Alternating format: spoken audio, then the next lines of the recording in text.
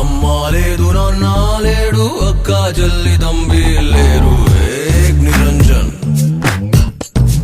ఇల్లా లేదు పెళ్ళి లేదు పిల్లనిచ్చి పెళ్లి చేసే మావా లేడు ఏక్ నిరంజన్ ఊరే లేదు నాకు